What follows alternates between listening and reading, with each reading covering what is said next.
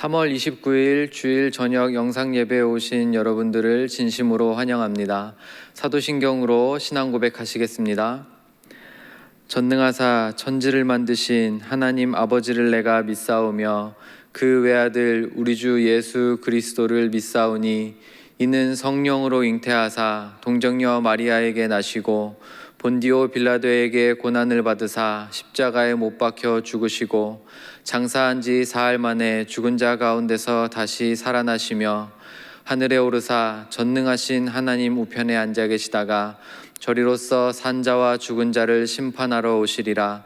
성령을 믿사오며 거룩한 공예와 성도가 서로 교통하는 것과 죄를 사하여 주시는 것과 몸이 다시 사는 것과 영원히 사는 것을 믿사옵나이다.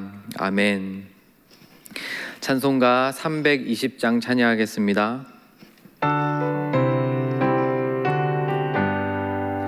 나의 죄를 정케 하사 주의 일꾼 삼으신 구세주의 넓은 사랑 항상 찬송합니다.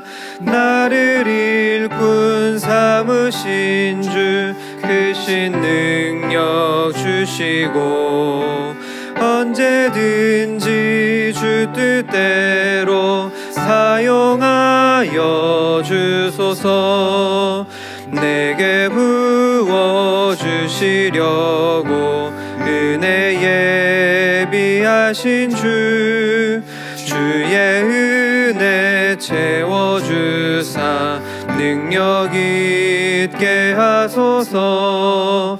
나를 일꾼 삼으신 주 크신 능력 주시고 언제든지 주 뜻대로 사용하여 주소서.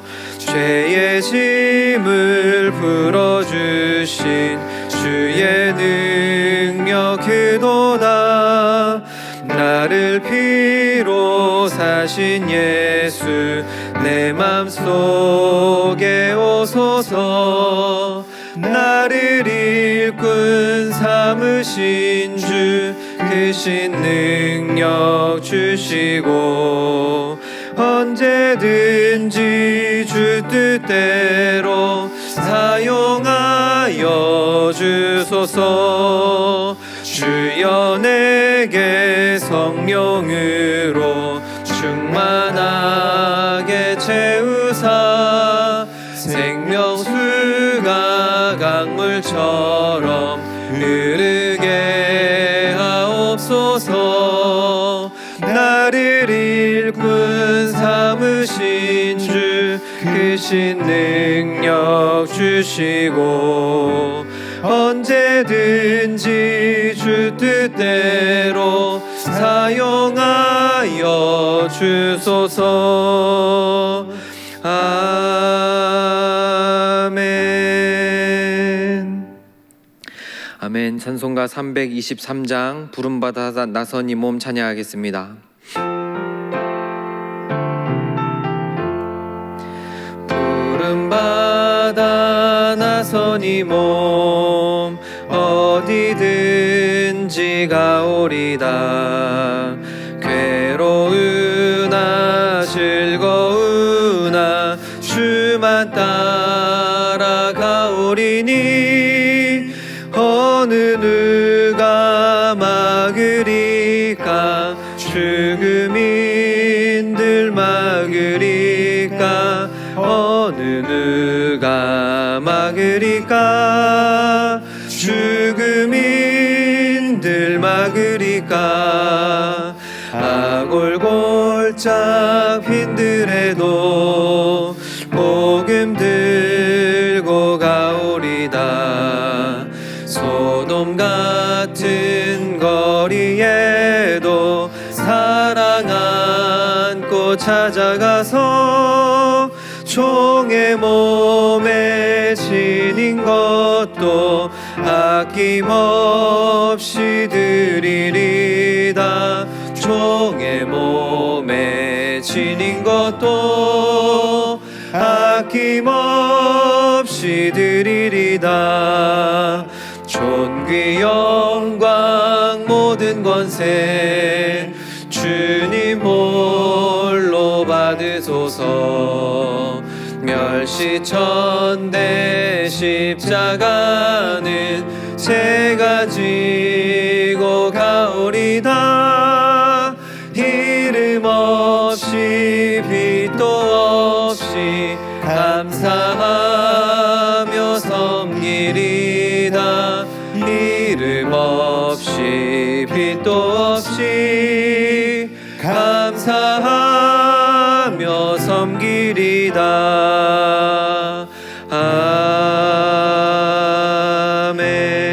아멘. 이 시간 윤종문 목사님 나오셔서 예배를 위해 기도하시겠습니다.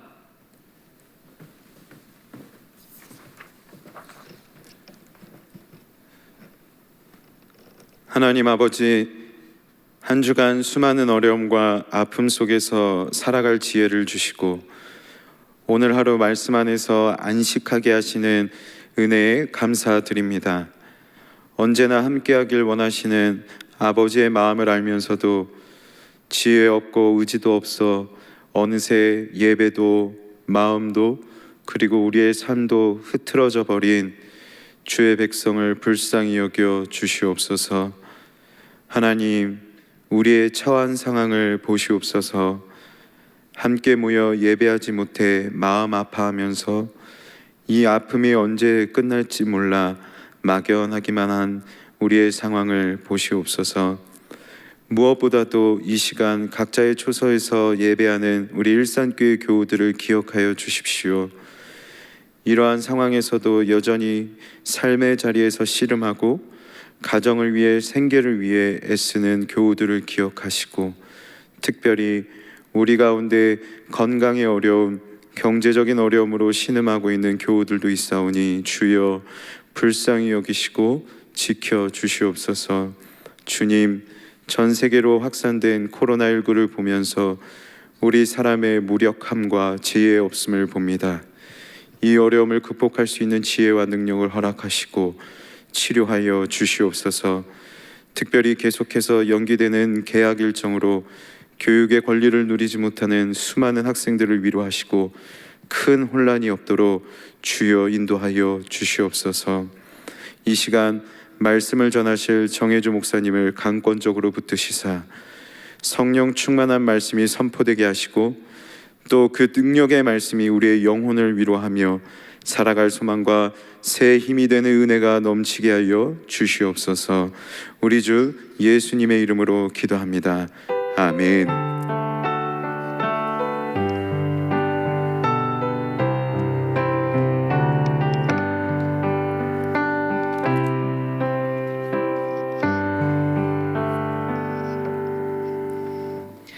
이 복된 시간 우리에게 주시는 하나님 말씀은 마태복음 20장 1절 말씀입니다. 마태복음 20장 1절 말씀 신약 33페이지에 있습니다. 마태복음 20장 1절 말씀 제가 읽겠습니다. 천국은 마치 품꾼을 얻어 포도원에 들여보내려고 이른 아침에 나간 집주인과 같으니. 아멘. 하나님의 나라는 하나님의 꿈이라고 말해도 틀리지 않습니다.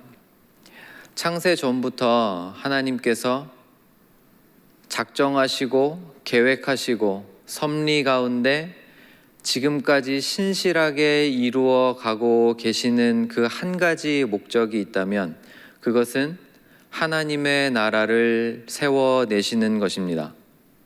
이것을 위해 하나님은 천지를 창조하셨고 하나님의 나라를 완성시키시기 위해서 아들 예수 그리스도를 이 땅에 보내셨고 심지어 그 아들을 십자가에 못 박히는 것을 허용하시면서까지 하나님의 나라의 백성들을 모으시고 그 죽어있는 영혼들을 깨우시고 성령께서 새 숨을 불어 넣으셔서 보라 완전히 새로운 피조물이다 라는 그 새 존재들 하나님의 백성들을 만드시고 그리고 아직 완성되지는 않았지만 언젠가 우리 주께서 다시 오실 그날에 새 하늘과 새 땅이라고 불리는, 상상조차도 잘 되지 않지만 새 하늘과 새 땅이라고 불리게 될 그곳에서 하나님의 영광을 찬란히 드러내고 정의와 공의와 사랑이 완전하게 하나가 되어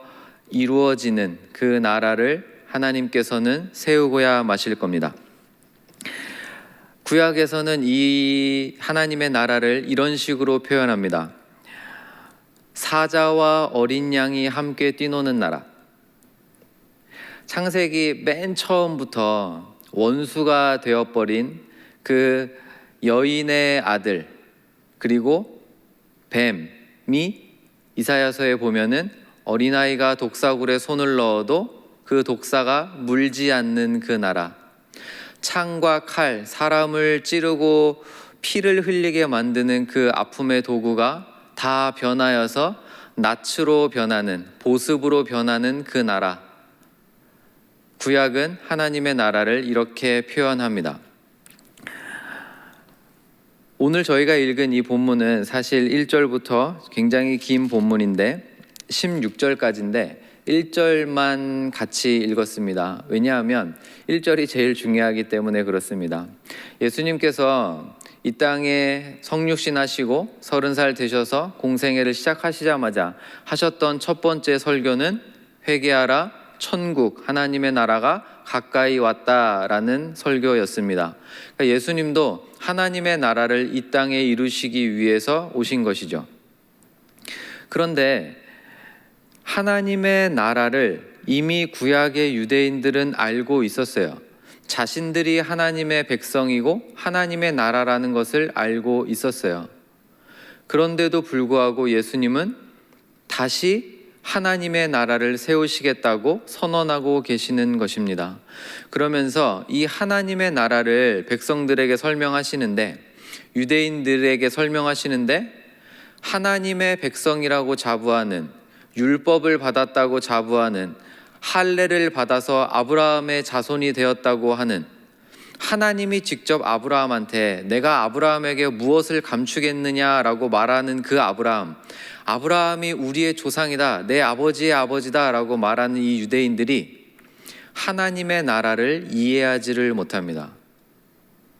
그래서 복음서를 보시면 예수님께서 하나님의 나라를 비유로 많이 설명하세요.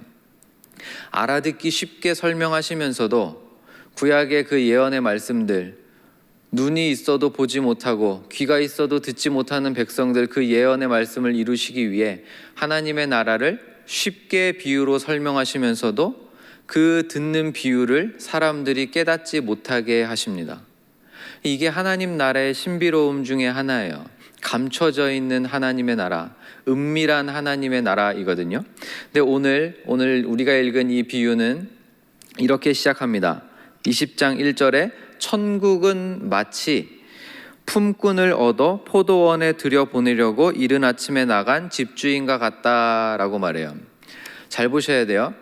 하나님의 나라, 천국은 마치 포도원 같으니가 아니에요. 천국은 마치 포도원 같아서 그 포도원에 들어가는 거다라고 말하지 않고, 천국은 마치 품꾼을 얻어 포도원에 들여보내려고 이른 아침부터 그 인력사무소에 나가는 집주인 같다는 거예요. 천국은 집주인 같은 거예요. 그럼 이 집주인은 도대체 어떤 사람입니까? 집주인은 이른 아침부터 사람을 사서 자기 포도원에 들여보내는 사람이에요. 쉽게 상상할 수 있습니다. 아마 이 집주인은 부유했던 것 같아요.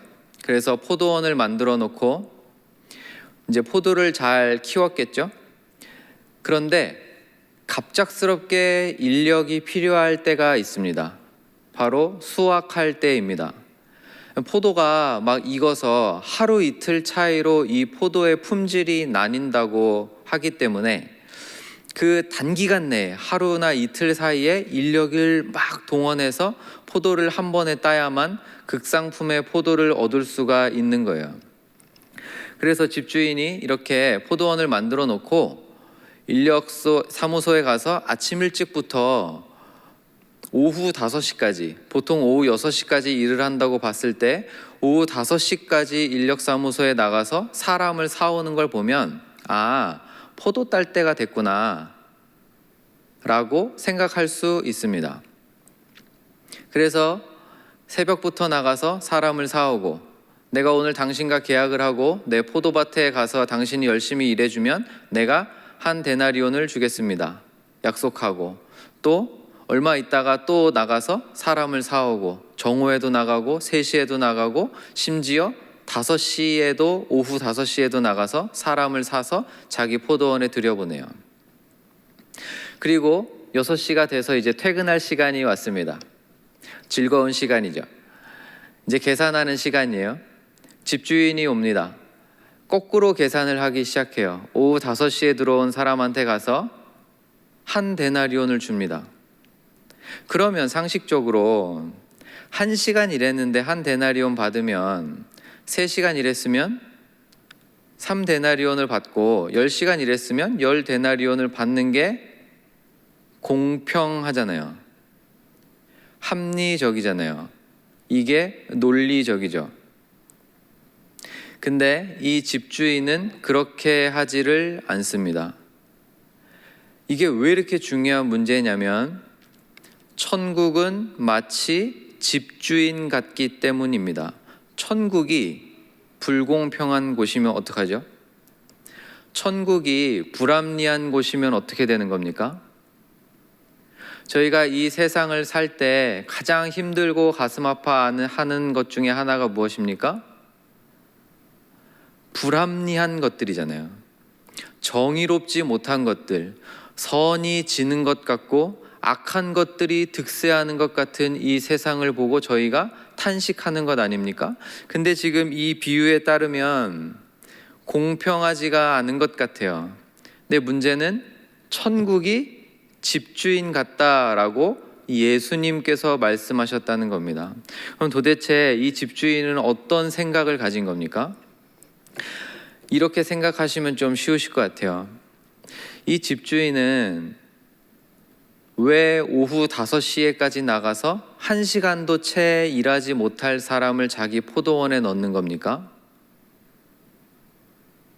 저는 처음에는 아까 설명한 것처럼 포도를 딸 때가 됐나 보다, 그래서 빨리 그거 다 따서 좋은 품질의 포도를 얻어서 그런 것들 팔아서 큰 부를 이루려고 하는, 그게 너무 당연한 거니까 라고 생각했는데, 이 집주인은 그래 보이지가 않습니다.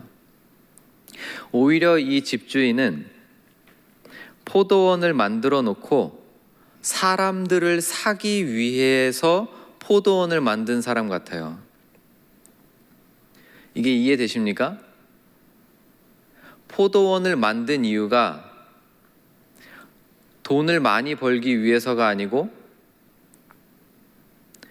사람들을 사서 내 포도밭에서 일 시켜 드려서, 그래서 그 사람 하루 먹고 살게 해주려고 포도원을 만든 사람 같아 보여요. 그러니까 오후 5시에까지 나가서 사람을 사는 겁니다. 오후 5시에는 어떤 사람이 남아 있는 겁니까? 그냥 상식적으로 생각하면 새벽 5시, 6시쯤 사람을 사서 일을 시작해야 하는 것 아닙니까? 그러면 어떤 사람을 가장 먼저 사시겠어요? 건강한 사람, 경험이 많은 사람, 전문가들을 가장 먼저 뽑아서 일터에다 넣어야, 그래야 일이 잘 진행이 되겠죠. 정오에 나가면 그때도 사람들이 있었습니다. 그때는 어떤 사람들이에요? 1차로 뽑히지 못한 사람들이 남는 거예요. 오후 3시에는 어떤 사람이 남습니까? 1차, 2차에도 뽑히지 않는 사람이 남는 거예요. 그럼 오후 5시에는 어떤 사람이 남을까요? 오후 5시에 상식적으로 누가 사람을 사겠습니까? 왔다 갔다 이동 시간 빼면 1시간도 채 일하지 못할 텐데. 근데 그 시간에 남아있는 사람은 그때라도 남아서 혹시라도 일할 기회를 얻으면 1시간이라도 일해야 먹고 사는 사람들이 남는 거예요. 예수님의 표현을 빌리면 과부와 죄인과 세리와 병든 자들이 남아있는 시간입니다. 죄인이 남는 시간이에요. 근데 이 집주인은 그 시간까지도 가서 사람들을 사서 자신의 포도밭에 넣고 일을 하게 해주고 거기에 합당한 대가를 지불해 주시는 분이십니다. 천국이 이런 곳입니다. 천국은 포도밭이 아니에요. 좋은 포도를 얻는 곳이 아니에요. 좋은 포도를 다 따서 돈을 많이 버는 곳이 아니에요. 천국은 집주인 같은 곳이에요. 사람을 사서 일을 시켜드리고 그렇게 해서 은혜를 받을 수 있게 만드는 곳, 그것이 천국이다라고 지금 예수님께서 설명하고 계시는 것입니다. 사랑하는 성도 여러분, 우리는 쉽게 공평을 이야기합니다. 저희는 쉽게 합리적인 것, 논리적인 것이라고 이야기를 할 때가 많아요. 그러나 조금만 생각해 보면, 하나님의 시각에서 보면, 영원이라는 그 기준에서 보면 저희는 합리적이지 않을 때가 훨씬 많습니다. 선한 것이라고 말하는 것조차도 선하지 못할 때가 많은데, 죄로 똘똘 쌓여 있고 정말 나밖에 모르는 이 죄성을 가진 저희들이 공평과 정의를 외치면 얼마나 외치겠습니까? 합리적인 것을 외치면 얼마나 그걸 따라가 볼 수 있겠습니까? 아마 그렇지 못할 거예요. 집주인, 천국은 이런 집주인 같은 곳입니다. 한 가지 더 살펴보고 싶은 것이 이 비유의 앞뒤에 똑같은 말씀을 한 번씩 하세요.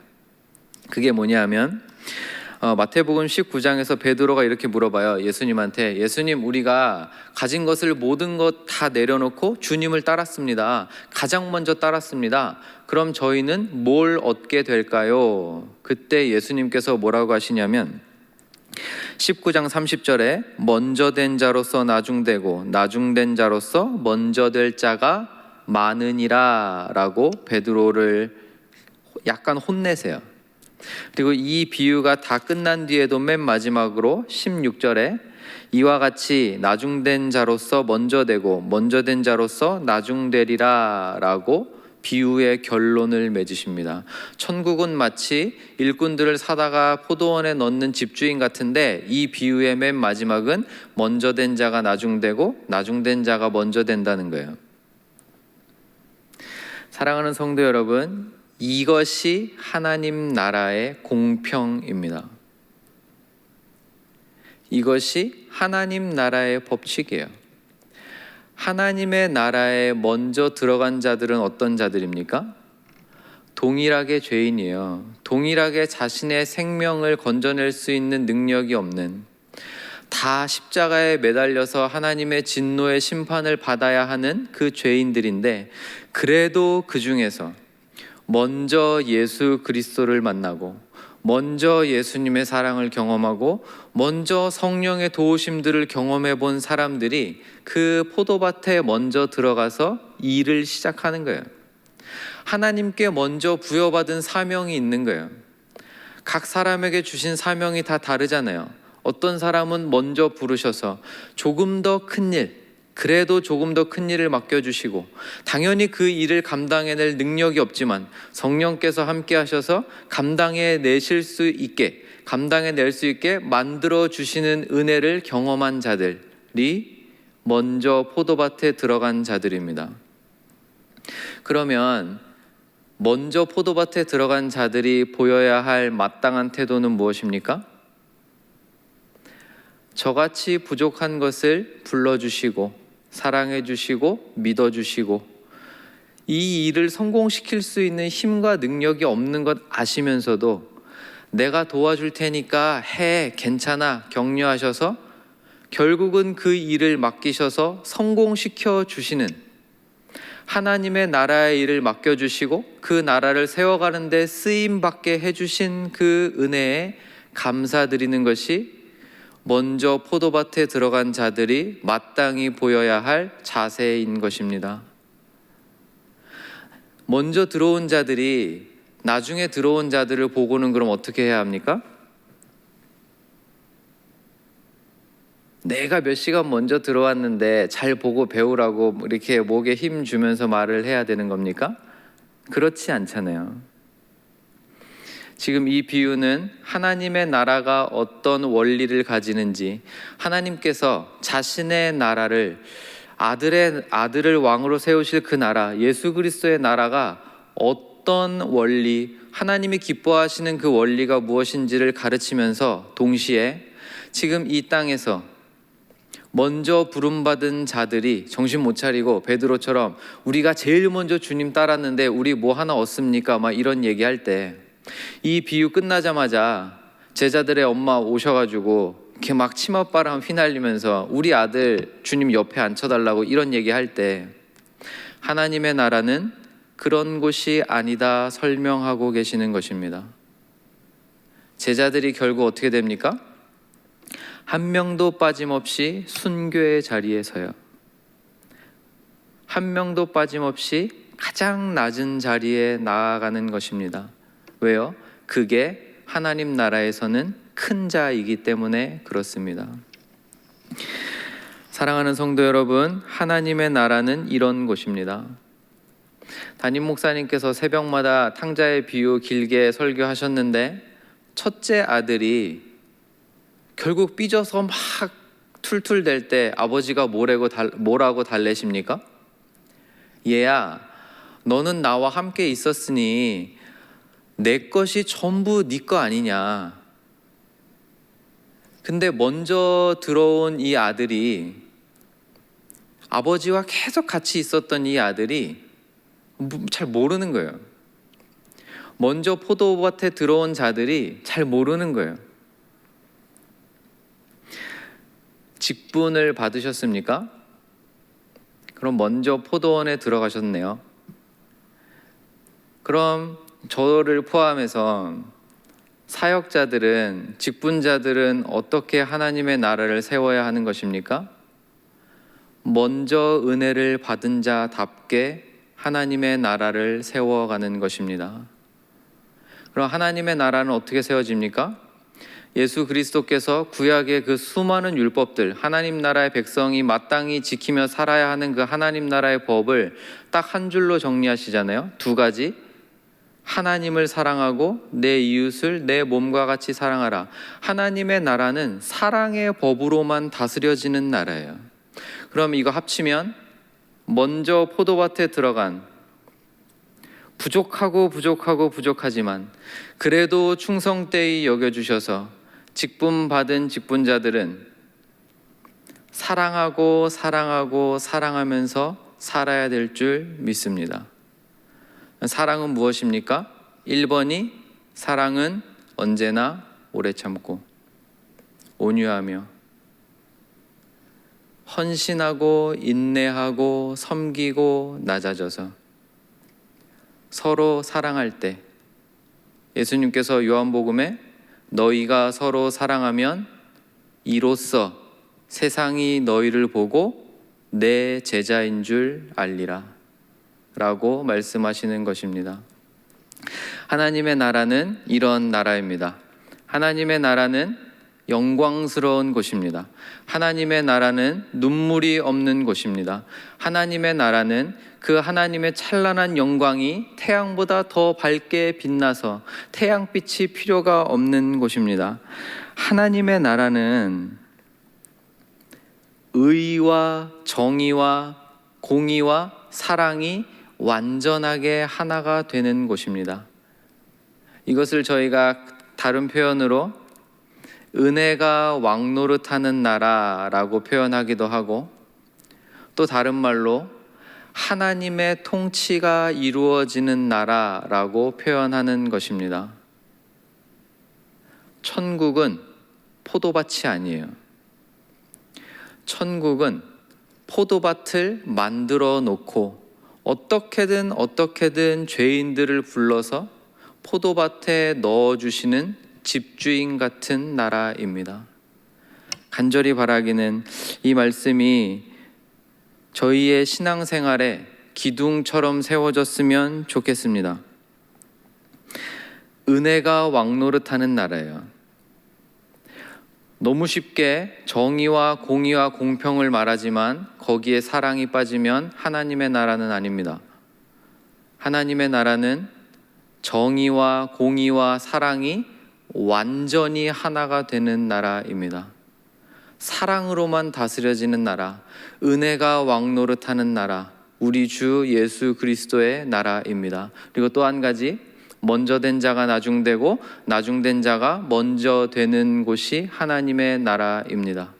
세상 사람들이 볼 때 이 말은 말도 안 되는 거죠. 세상 사람들이 볼 때는 불합리의 극치입니다. 먼저 노력했으면 먼저 많이 얻는 것이 당연하고 합리적이고 논리적이에요. 그러나 하나님의 나라는 그렇지 않을 때가 많아요. 하나님의 나라는 집주인 같은 곳입니다. 정말 이 말씀 붙드시고 한 주 동안 사시는 동안에 내가 있는 우리 집을 하나님의 나라로 조금 더 바꿔가시는 은혜가 있기를 바랍니다. 우리가 서 있는 그 직장에서 정말 그것이 조금 더 하나님의 통치가 이루어지는 나라로 바꾸어 가시기를 간절히 바랍니다. 지금은 비록 함께 모이지 못하지만 언젠가 함께 모였을 때, 그래서 정말 주의 이름을 높이 부르며 하나님을 찬양하고 예배하는 그날이 왔을 때 우리 안에 사랑이 넘치는, 정말 은혜가 왕노릇하는 저희 일상교회 성도님들의 예배가 되기를 간절히 주님의 이름으로 축원드립니다. 기도하겠습니다. 사랑하는 하나님 아버지, 예수님께서 직접 천국이 이런 곳이다 라고 가르쳐 주시면서 그렇게 기억하라고 하셨지만 저희는 너무 쉽게 잊어버립니다. 우리의 눈은 보이는 것에만 집중해서 내가 먼저 갔으니 내가 먼저 누리겠다고 말할 때가 많습니다. 주님, 다시 한번 이 말씀 듣고 우리의 눈과 마음이 열리는 은혜를 허락하여 주시옵소서. 주님, 이 세상에 눈이 고정되지 않도록 도와주시고 우리의 눈이 정말 열려지게 하셔서 하나님의 나라, 은혜가 왕노릇하는 그 나라, 사랑으로 섬기는 그 나라, 남에게 베풀지 못해서 견딜 수 없을 것 같은 그 나라, 하나님, 우리 가정, 우리 교회, 우리 사역지, 우리 일터가 되게 하여 주시옵소서. 예수님의 이름으로 기도합니다. 아멘. 이제는 우리 주 예수 그리스도의 은혜와 하나님의 사랑과 성령의 교통하심이 우리의 가정과 우리의 교회와 우리의 일터를 하나님의 나라로 바꾸기를 간절히 소원하는 주의 백성들 머리 위에 이제로부터 영원토록 함께 있을지어다. 아멘.